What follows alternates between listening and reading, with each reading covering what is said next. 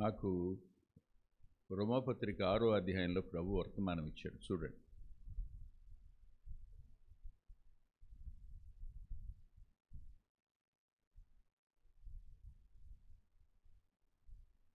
ఆరో అధ్యాయంలో మొదటి వచనంలో అలాగైన ఏమందుము కృప విస్తరింపవలనని పాపమందు నిలిచియుందుమా. పాపంలో నిలిచి ఉండడం అనేది ఎందుకు నిలిచి ఉంటున్నాడు, నిలిచి ఉండకుండా ఉండడానికి ఏం చేయాలి చెప్పాడు 6వ అధ్యాయంలో. నేను మొదటి 14 వచనాలు చదువుకున్నాను. ఈ 14 వచనాలని 3 భాగాలు చేసుకున్నాను. నేను చేసుకోవటం కాదులే, ప్రభు ఇచ్చిన తలంపు.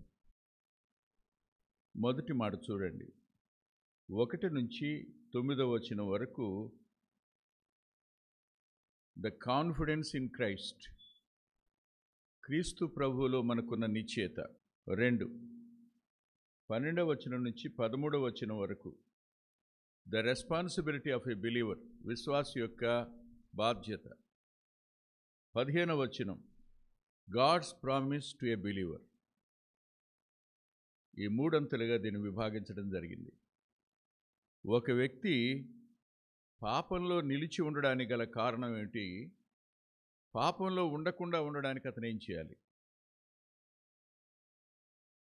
శరీర స్వభావంలోనే ఉన్నాం, నో డౌట్. కానీ పాపంలో నిలిచి ఉండడం అనేది చాలామంది జీవితంలో జరుగుతూనే ఉంది. ఇందులో కనిపించిన మొదటి మాట ఏమిటంటే, దయచేసి చూడండి, 6వ అధ్యాయం 6వ వచనం. ఏమనగా మనమికను పాపమునకు దాసులము కాకుండానట్లు, పాప శరీరము నిరర్ధకముగనట్లు మన ప్రాచీన స్వభావము ఆయనతో కూడా సిలువ వేయబడినని ఎరుగుదుము. ఇది మనకు తెలిసిన సంగతి, మనం ఎరిగిన సంగతి. ఒక వ్యక్తి క్రీస్తు యేసు మరణ పునరుద్ధానాల్లో పాలు పంపులు పొందాడు అన్నప్పుడు అతని ప్రాచీన స్వభావం సిలువ వేయబడింది. ప్రాచీన స్వభావం సిలువ వేయబడిన తరువాత పాపంలో నిలిచి ఉండడం ఏంటి?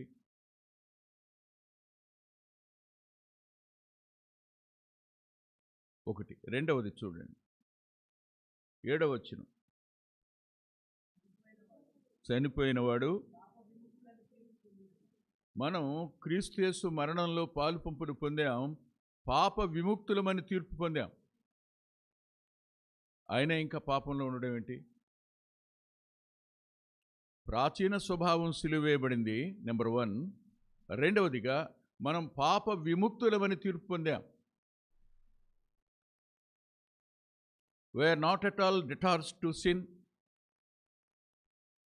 పాపానికి మనమేం రుణస్థులం కాం. అంతేకాదు, we are not at all slaves to the sin. పాపానికి దాసులం కూడా కాదు. పాప విముక్తులం అని తీర్పు పొందాం ఆయన మరణం వల్ల. అయినా పాపంలో నిలిచి ఉండడం ఏంటి? 3వ మాట చూడండి, 9వ వచనం.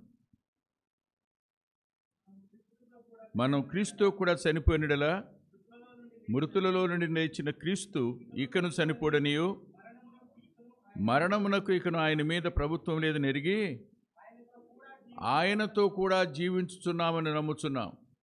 మనం ఆయనతో కూడా జీవిస్తున్న వాళ్ళం. ప్రాచీన స్వభావం తీర్పు సిలువేయబడిన వాళ్ళం,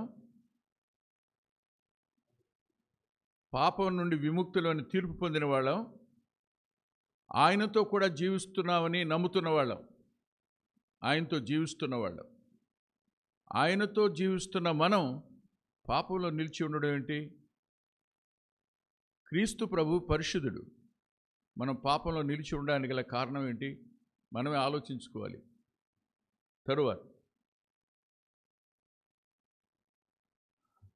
ఎందుకు నమ్ముచున్నాను అనే పదం వాడాడు అనంటే, పౌలు గారు తిమోతికి ఉత్తరం రాస్తూ 2వ పత్రిక 1వ అధ్యాయంలో 12వ వచనంలో ఇలా అన్నాడు. ఏమన్నా అంటే, నేను నమ్ముచున్న వానిని ఎరుగుదును గనుక, నేను నమ్ముచున్న వానిని ఎరుగుదును గనుక సిగ్గుపడను. రక్షించబడ్డాను అనంటే నేను క్రీస్తుని ఎరుగుదును అని.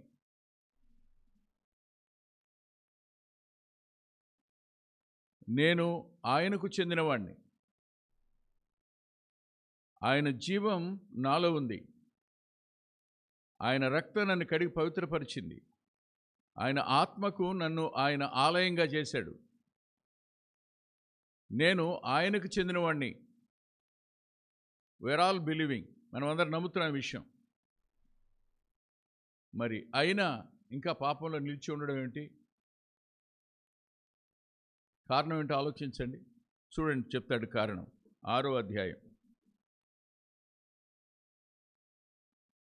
12వ వచనం. కాబట్టి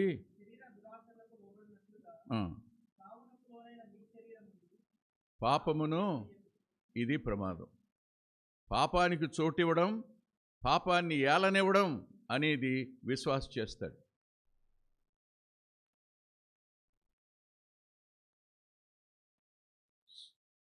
ప్రాచీన పురుషుడు సిలువ వేయబడిన, పాపాన్ని నుంచి విముక్తి పొందామని తీర్పు తీర్చబడిన, మనం ఆయనతోనే జీవిస్తున్నా, still there is a possibility, తప్పు చేసే అవకాశం ఉంది. ఉదాహరణకి ఇలా అంటాను, మిమ్మల్ని ఫలానా వాళ్ళు ఇలా అన్నారు, ఇలా అన్నారు, ఇలా అన్నారు, ఇలా అన్నారని చెప్తా వచ్చారు. ఎవరు నన్ను అంటున్నారో వాళ్ళందరి జీవితాలు నాకు తెలుసు, వాళ్ళ పతనాలు నాకు తెలుసు. నేనేం చేస్తాను ఇప్పుడు?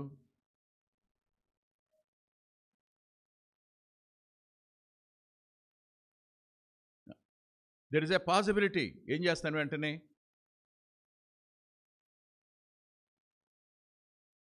వాడి జీవితం సంగతి చెప్పనా నేను? అతని కుటుంబ పరిస్థితి చెప్పనా నేను అంటాను. ఏమిచ్చాను నేను ఇప్పుడు? సార్, ఒకటే మాట అంటాను. మత్తయి సువార్త 5వ అధ్యాయం 11వ వచనం అండి. అబద్ధముగా చెడ్డ మాటలెల్లా పలికినప్పుడు ధన్యులు, పరలోకమందు మీ ఫలం. ఇంతమందిని దేవుడు నాకు విరోధనలు చేసి నా బ్యాంక్ అకౌంట్ పెంచుతున్నాడు అని నేను అన్నాను అనుకోండి, పాపానికి నేను చోటివ్వను, పాపం నాలో ఏలుబడి చేయదు. ఎప్పుడు స్వయం ఆకర్షించబడిందో, ఎప్పుడు స్వయం నొప్పించబడిందో, అప్పుడు మనం తిరిగి ఆ సిలువేయబడ్డామన్న అనుభవంలో నుండి, మనం విమోచించబడ్డామన్న అనుభవంలో నుండి, ప్రభుతో జీవిస్తున్నామన్న అనుభవంలో నుండి, as early as possible we are entering in to the flesh, శరీరంలోకి అడుగుపెట్టే ప్రమాదం ఉంది. ఇది జరిగేది. ఎవరో ఏదో చెప్తే నమ్మేస్తే, నువ్వు విన్నది నువ్వు నమ్మావనుకోండి, నీకు తెలియకుండానే పాపం నీ మీద ఏలుబడి చేస్తుంది. ఎవరి లెక్కలు చెప్పుకుంటారు, నేను నోరు తెరవను అను. దేవుడు అందరినీ చూస్తున్నాడు, అందరికి ఒకరోజు తీర్పు తీరుస్తాడు. నేను ఆయన చేతికి అప్పగించుకున్నాను అనుకో. చూడండి బ్రదర్, నో కాదు, ఆగు. శరీరాన్ని ఏలుబడి చేయనివ్వడం, పాపాన్ని ఏలుబడి చేయనివ్వడం, శరీరానికి చోటివ్వడం, పాపాన్ని ఏలుబడి చేయనివ్వడం. అనేక సార్లు మనం పాపానికి చోటిచ్చి అది మన మీద ఏలుబడి చేయడానికి మనం సిద్ధపడతాం.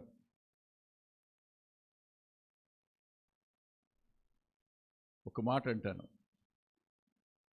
ఎస్తేరు గ్రంథం 3వ అధ్యాయం 5వ వచనంలో,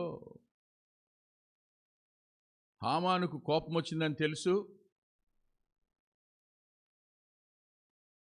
అయిపోతానని తెలుసు, అయినా సరే ఏలుబడి చేయడానికి అతను అవకాశం ఇవ్వాలి. వాక్యానికి విరోధంగా చేసిన ప్రతిసారి పాపం మన మీద ఏలుబడి చేస్తుంది. ఎంత కష్టమైన ఆజ్ఞకు లోబడడానికి మనం అప్పగించుకున్న ప్రతిసారి పాపం మనకు దూరంగా ఉంటుంది. మొదటి కారణం. రెండవ సంగతి మనం చేయవలసింది 5వ అధ్యాయం 6వ అధ్యాయం 13వ వచనం. మరియు మీ అవయవములను ఏలుబడి చేయనివ్వడం కాదు, అప్పగించుకునే ప్రమాదం ఒకటి ఉంది.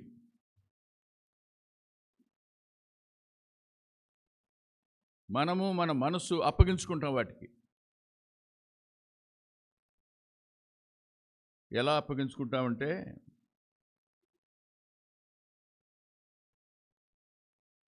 అప్పగించుకోకుండా ఉండడం ఎలాగో చెప్తాను, అప్పగించుకోవడం అంటే చెప్తాను కూడా.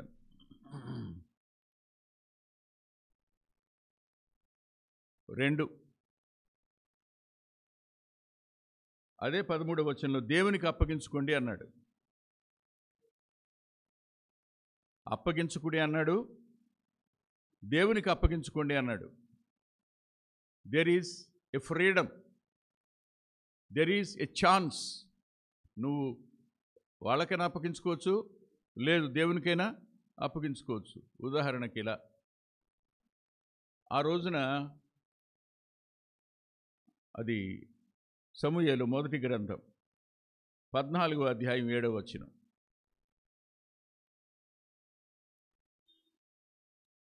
రెండవ రిఫరెన్స్ దానియేలు 3వ అధ్యాయం 16-17 వచనాలు.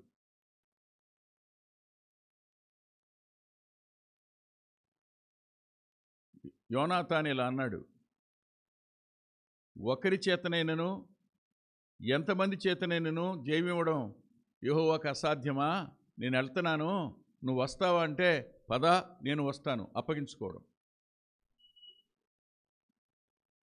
మేషక్ షడ్రక్ అబేద్నెగోలు అన్నారు, రాజా నీకు జవాబు చెప్పవలనని చింత మాకు లేదు, అప్పగించుకోలే. రెండిటికి పాసిబిలిటీ ఉంది. అప్పగించుకోవడానికి అవకాశం ఉంది, అప్పగించుకోకుండా ఉండడానికి, నిరాకరించడానికి అవకాశం ఉంది. That is yours choice.